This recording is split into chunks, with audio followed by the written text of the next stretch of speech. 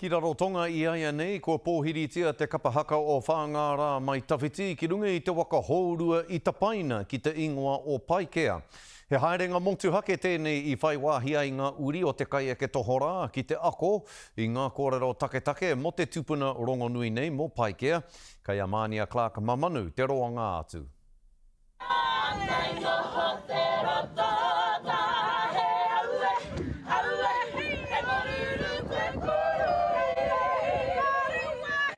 Tūrau, tūrau, nau mai kake mai ngā uri o Paikea ki runga I te wakahaurua tipuna ko Paikea.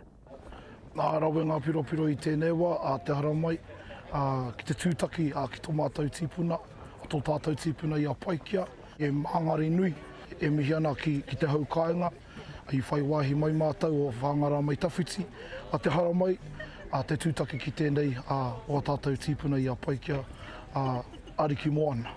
He haerenga nei kia rongo ai rātau I ngā kōrero tuku iho mo te whakatere a tō rātau tipuna mai te pā inua o Mauke ki Aotearoa. It's so touching. That's why I have my classes on all the time. It's the tears are falling. Really touching for me to have them come and be with Paikea.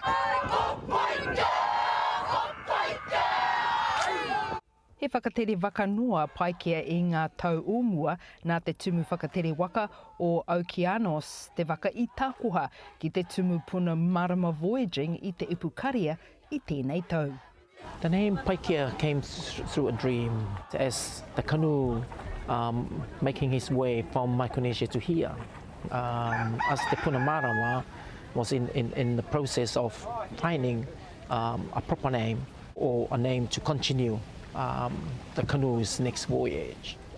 E noho haumaru ana te waka o Paikea ki ko atu I te mautere o Motutapu I Rarotonga nei. Ko te manako ia, ka tere atu te waka ki Aotearoa hei te paunga o te tau e heke mai nei. Kia kitai a te hapuri whānui, a te hapu whānui o Ngāti Konohi, o tira te tairāwhiti whānui tonu. Our main aim is knowledge transfer, which means transferring what we know to our young people. We are very happy to have Paikea to help us do that. Ka timata te puna marama voyaging I ngā mahi whakahaere I te takahanga tere waka o Paikea ki Whangārā mai tawhiti. Mania Clark Mamanu, atu I Rarotonga. Te karere.